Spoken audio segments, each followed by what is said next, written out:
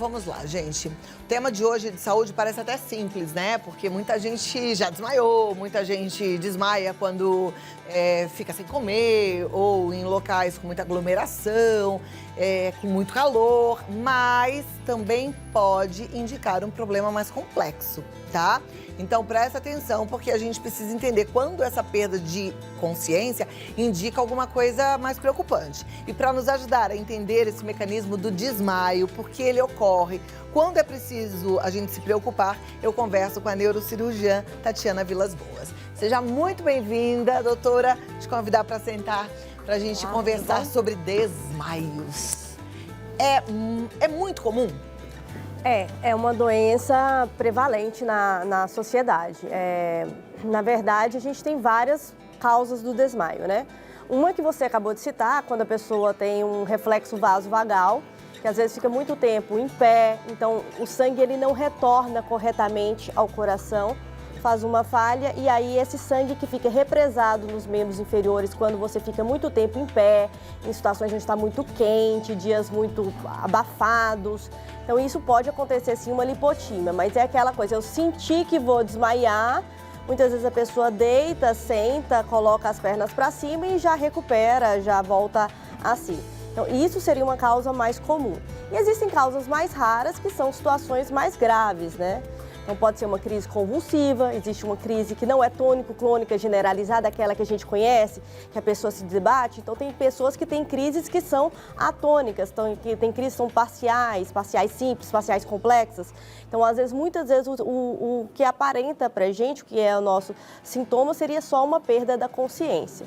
Ou causas como aneurisma cerebral, aneurisma roto, problemas cardiológicos, problemas de distúrbios metabólicos, o açúcar do sangue, tanto quando ele fica muito alto quanto muito baixo, então pode gerar sim também um desmaio.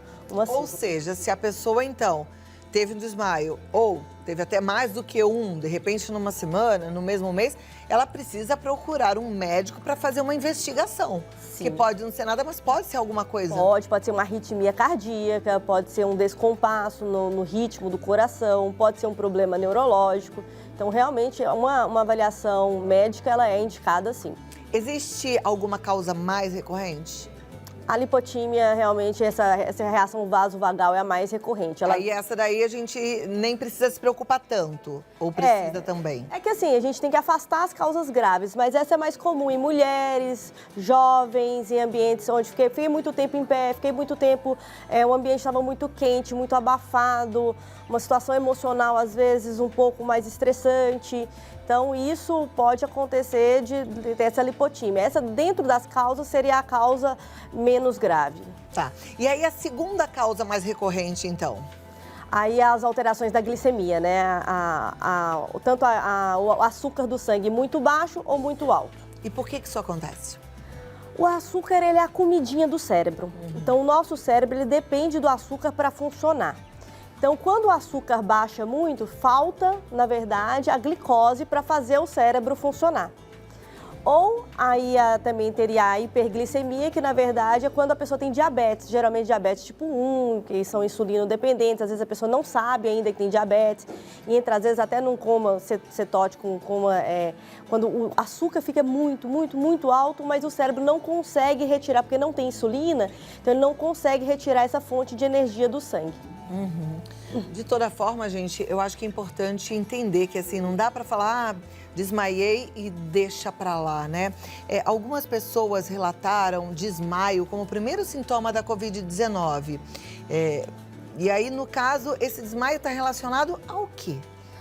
O Covid, na verdade, é uma reação inflamatória crônica no nosso corpo. Ele tem uma reação, a proteína spike, ela vai causar uma inflamação do endotélio dos vasos, quer dizer, a parte de dentro do lúmen dos vasos. Então, o nosso sangue, ele fica dentro dos vasos, dentro das artérias e das veias, e ele não não sai dali. Então, quando você tem uma alteração inflamatória dentro desse endotélio, ele vai alterar diversos órgãos. Se é no pulmão, ele pode causar alterações na troca gasosa, hipoxemia, insuficiência respiratória. Se é nos rins, insuficiência renal.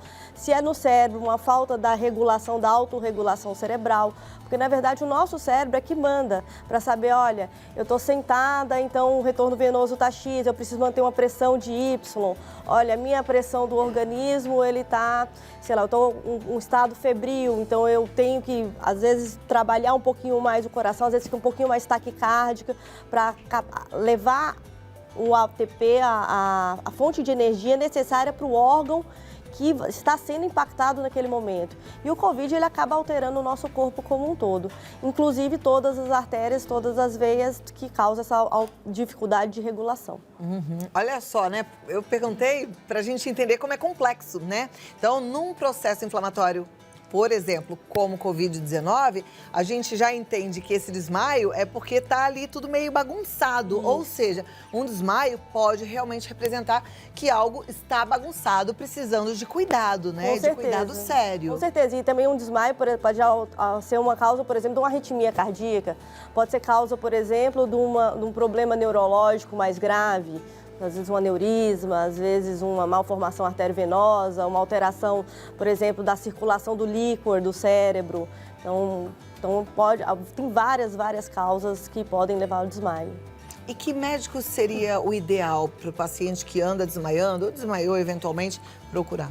Eu acho que sempre a avaliação clínica ela é necessária. Eu acho que o clínico geral, o médico do posto de saúde, o médico seu, que é o teu clínico, aquele médico que te conhece, para fazer uma avaliação inicial. E aí, a partir dessa avaliação inicial, ele vai encaminhar para algum especialista caso haja necessidade. Se houver uma alteração neurológica, para um neurologista, para um neurocirurgião, alteração cardiológica, às vezes um cardiologista, às vezes o cardiologista tem que ser um ritmologista, que é um especialista em ritmos. Então, assim, eu acho que um clínico geral, ela vai te falar primeiro qual que é o teu estado inicial e vai te indicar para o especialista adequado. Maravilha. Vamos fazer o seguinte, eu sei que você fica doido por esse momento de participar do programa, né, de forma efetiva. Manda sua pergunta, pode ser pelo nosso chat, no nosso canal do YouTube, ou também pelo nosso WhatsApp, tá? O nosso WhatsApp é o 11 950 45 18 40. Você pode mandar lá. A gente vai receber a pergunta, as meninas fazem uma seleção e elas já mandam para nossa produção para que vá aqui para a tela. Então, pode mandar a pergunta lá, 11 950 45 18 40. Tô esperando a sua participação. Você segura 2 minutinhos só para a gente organizar esse momento? Claro. Então, quero ver, hein? Qual é a sua dúvida? O que tá te incomodando? Vem pra gente aprender. Aqui juntos a gente pode muito mais, né? Vai aprendendo com médicos assim competentes que doam um pouco do seu tempo, do seu conhecimento para nos ajudar. Agora, eu quero falar nesse tempinho aí pra gente se organizar sobre um produto maravilhoso. Vocês veem, né, gente? Eu sempre gosto de falar, quando eu boto o vestidão largo assim, a gente fica parecendo maior, não fica? Ó, se eu tivesse justinha, estaria justinha. E fica menor, fica mais fininha. Não é assim que acontece? Só que nem sempre é isso que você pensa que acontece. Tem gente que cresceu a barriguinha, que tá sem cintura, e coloca um vestido largo. Ai, vou disfarçar. Não, ao contrário, fica parecendo que você tá maior. E por que eu tô falando isso? Porque não tem disfarce para aquilo que tá te incomodando. Porque, na verdade, até o que os outros vão pensar, tipo, tanto faz, né? Porque a gente não muda o pensamento do outro. Mas aquilo que está incomodando, aquilo que a gente pensa na hora que a gente se vê no espelho, isso faz diferença e tem que fazer. Eu quero que você se olhe no espelho e se ame de verdade. Agora eu continuo aqui com a neurocirurgiã Tatiana Vilas Boas. Tati, tem alguma coisa que você gostaria de colocar antes da gente passar para as perguntas em relação ao tema? Eu acho que quando você está diante de uma pessoa que desmaiou, de uma pessoa que teve um apagão, eu acho que é muito importante a gente saber o que fazer. Eu acho que deitar a pessoa no chão, evitar que a pessoa caia, se machuque, fique próximo a escadas, elevar os membros inferiores, então colocar as pernas numa altura superior ao tronco. Caso haja necessidade, a pessoa tenha algum reflexo de vômito, muito cuidado para ela não vomitar e aspirar o próprio vômito, porque senão o vômito pode ir para o pulmão. Então, lateralizar a cabeça é importante. e sempre procurar ajuda. A gente tem aí tanto o Corpo de Bombeiros quanto o SAMU, a gente tem vários órgãos que podem nos ajudar, nos auxiliar aí nesse resgate e, se caso haja necessidade, a pessoa esteja levar para o hospital mais próximo. Perfeito. Tem gente que fica assustado quando alguém desmaia e já corre achando que está com pressão baixa e aí vai e quer colocar sal na boca. Isso é um erro ou é um acerto? Na verdade, eu acho que a gente não deve colocar nada na boca, porque a gente pode, na verdade, piorar o quadro em vez de melhorar. Esse desmaio pode ser, inclusive, secundário a uma pressão aumentada. Às vezes a pressão está muito elevada e a pessoa teve um AVC, teve um derrame. Então está desmaiando por conta de uma pressão que está aumentada. E aí o sal vai aumentar mais ainda a pressão. Olha o perigo. Exatamente, exatamente. E assim, nada de colocar nada na boca, tentar, tá enrolando a língua, puxar a língua, não tem que puxar nada. Segura a cabeça, evita da pessoa às vezes se bater, machucar a cabeça, lateraliza caso haja necessidade, eleva os membros e chame socorro ou encaminha a pessoa a um pronto-socorro caso haja necessidade. Perfeito. Agora vamos ver as perguntas. A gente já tem perguntas prontas, já tem a primeira na tela. E ela diz assim: meu marido tem muito problema com a injeção e anestesia. Ele sempre desmaia e às vezes demora para voltar e me assusta muito. Será que é algum problema neurológico? Pode ser falta de oxigênio no cérebro? Quando a gente tem emoções fortes, que a gente sabe que a gente tem medo, às vezes tem fobia até, às vezes é além do medo, é uma fobia até de agulha, de injeção, a pessoa pode desmaiar sim por um evento emocional. Mas isso é uma reação adrenérgica, isso é a adrenalina que faz o nosso corpo. Então, na verdade, não é nenhum problema, geralmente nenhum problema se ocorre só nessas ocasiões, só quando está em vigência de uma fobia que ele tem, não é nenhum problema neurológico. É, na verdade, uma alteração que ele tem, um medo exacerbado de um elemento. O que a gente, às vezes, precisa saber é trabalhar os nossos medos, né?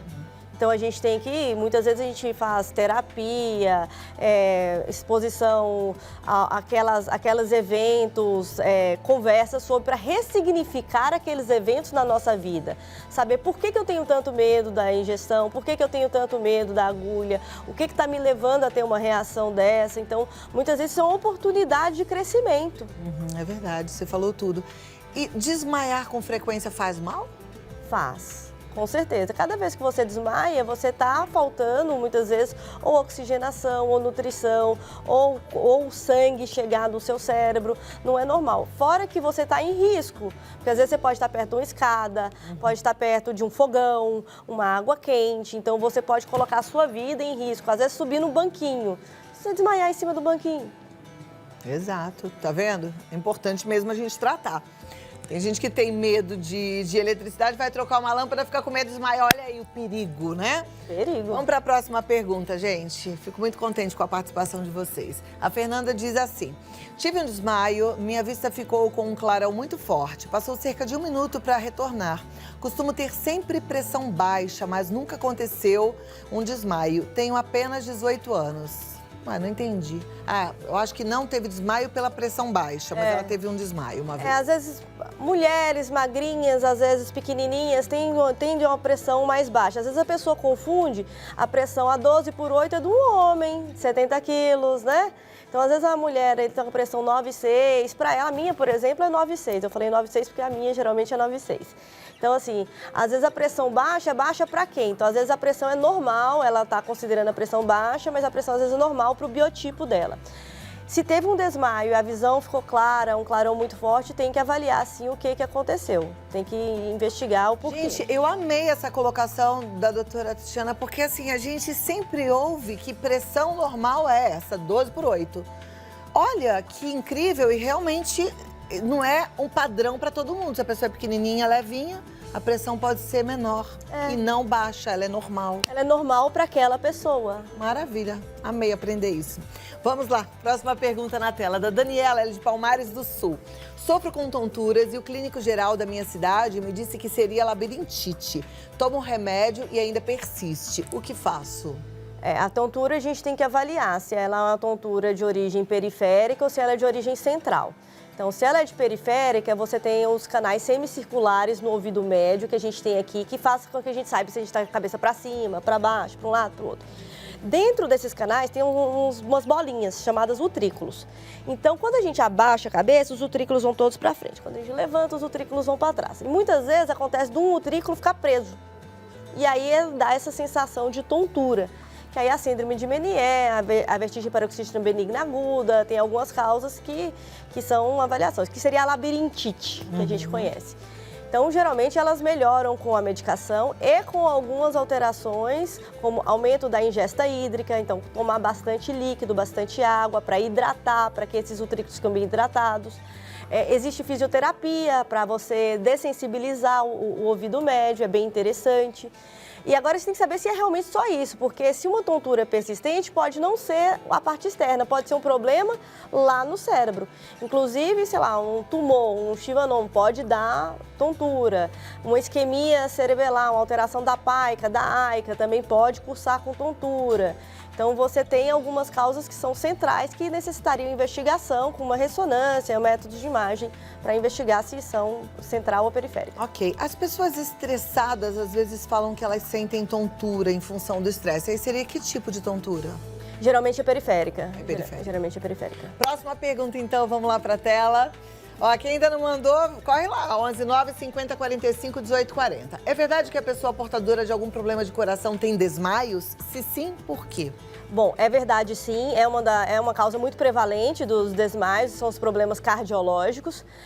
Pode ser, por exemplo, um problema na válvula do coração. Então, quer dizer, a válvula às vezes está estenosada, o sangue não passa direito, então não vai sangue direito para o cérebro. Às vezes a válvula é insuficiente, o sangue passa, mas ele volta. Às vezes pode ser uma arritmia cardíaca, o coração, em vez de bater compassadamente, ele começa a fibrilar, então o sangue não chega no cérebro de maneira adequada. Ok. Quando a gente levanta rápido, que a gente tem uma sensação de desmaio... É porque o sangue não retornou. O sangue não retornou. Próxima pergunta, vamos lá, gente. Eu tô gostando, hein? Estamos aprendendo bastante aqui com a doutora Tatiana Vilas Boas. Próxima é da Dalila, ela é de Bambuí, Minas Gerais. Tenho 65 anos e sou magra. Não tenho diabetes, mas tenho uma queimação insuportável nos pés que dá vontade de desmaiar. O que seria isso? Então, a sensação de queimação nos dois pés, a gente fala em bota ou em sapato, ela pode ser um quadro de polineuropatia. A polineuropatia, ela pode ter algumas causas. Primeiro, lesão dos nervos periféricos. Uma das causas ela já citou ali que seria a diabetes, mas ela não tem.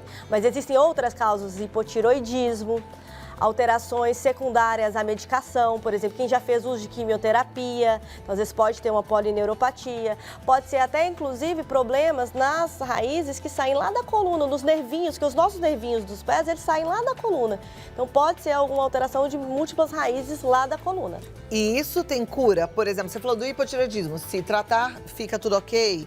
Se cuidar da coluna, fica tudo ok? Depende do grau de lesão do nervo. Se o nervo está muito lesado, muitas vezes ele pode melhorar, mas não curar. Tá. Aí depende do qual é a causa da polineuropatia, se ela está ali há muito tempo, se ela é uma causa grave e se o nervo ainda tem recuperação, porque o nosso nervo ele é chatinho para recuperar.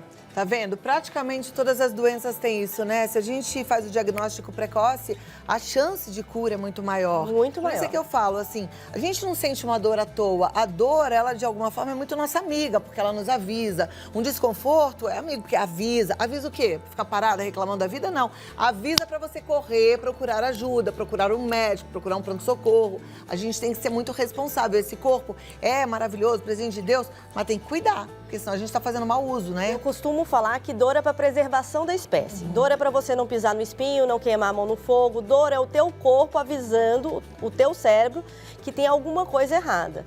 E muitas vezes essa procura por um clínico, por uma pessoa que vai te acompanhar, que vai investigar, ela é tão importante. Uma pessoa que vai te conhecer o teu histórico. Às vezes você vai no pronto-socorro, o médico do pronto-socorro, ele está ali para ver, é urgente, não é urgente, é uma causa grave, não é grave. Ele está ali para fazer a triagem da urgência. E muitas vezes essas alterações, por exemplo, uma queimação, um desmaio que está vindo, ele tem uma necessidade de uma investigação mais aprofundada, então um conhecimento melhor do teu organismo. Fazer exames, às vezes fazer um Holter, fazer um eletroencefalograma, enfim, fazer um acompanhamento. Aproveita o começo do ano, vai fazer seu check-up, né? E aí o clínico vai te encaminhar aí para as especialidades se necessário. Vamos para mais uma pergunta? Vamos lá. Na tela é da Maria de Jesus Pereira, ela é de Sobral, Ceará.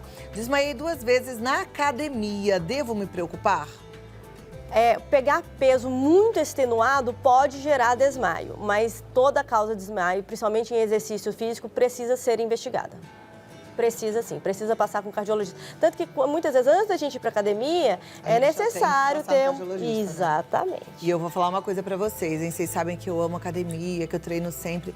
Eu vejo gente forjando que foi, conseguindo um atestado de um amigo. Isso é uma roubada, porque é sério, você tem que fazer avaliação. Não pode, não vou passar no médico para conseguir um atestado. Não existe isso. Isso é irresponsabilidade. E eu acho que é uma chance boa para você saber como você está nesse momento. E avaliando precocemente, diagnosticando precocemente, muitas vezes é muito mais fácil, muito mais eficaz o tratamento. Maravilha.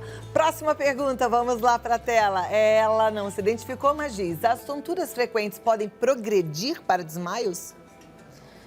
Depende da causa. Aí vai depender da causa. Então, dependendo se for uma tontura, um labirintite, não vai progredir para desmaio. Mas dependendo da causa, pode progredir. Se for uma crise parcial, pode progredir para uma crise mais complexa. Maravilha. Eu não sei se temos mais perguntas ou se eu preciso parar mais uma, então vamos lá, ainda tem mais um tempinho, que bom. É o André Magela, de Uberaba, Minas Gerais. Gostaria de saber se trombose na perna pode causar desmaio. Depende, se o trombo migrar da perna for parar lá no pulmão, pode ser uma causa de desmaio. Porque uma causa que pode dar um óbito. Aí a coisa é muito séria, né? Pode não ser tão favorável. Ou uma dor extenuante pela dor, mas aí depende do que aconteceu com o trombo. Mas o trombo paradinho, quietinho lá na perna, geralmente ele tem uma repercussão mais local mesmo. De qualquer jeito tem que ficar atento? Quem tem um trombo na perna precisa ficar atento. Tem que acompanhar, Acompanhar com o especialista cardiovascular. Vascular, o cirurgião vascular é quem cuida do trombo na perna. E tem que cuidar, viu, gente? Pode brincar, não. Você vê coisa séria, né? Eu amei te receber. Prazer é todo obrigada. meu. Volte mais vezes, tá bom? Tem tanto assunto bom pra gente falar, né? Quando a gente tem, assim, uma neurocirurgiã pra conversar, eu já fico pensando, vamos falar de enxaqueca, vamos falar de dor de cabeça. Tem muita coisa que incomoda o nosso telespectador, né? Memória. Olha lá. A gente, então, tá aqui. Você pode ter mais informações através do hospitalsangenaro.com.br. O Instagram é Hospital San Genaro. Entra lá porque tem mais informações também. É legal porque é informação séria, né? A gente sabe que hoje a internet está cheia de informação, mas cuidado também com o Dr. Google, que ali todo mundo coloca o que quer. Agora, um hospital, ele faz bem uma seleção daquilo que ele vai colocar e só coloca o que realmente tem fundamento, que tem estudo científico comprovando. Muito obrigada, uma ótima semana, um bom ano e até a próxima. Eu que agradeço. Vamos lá, gente. Vamos continuar aqui depois desse bate-papo gostoso.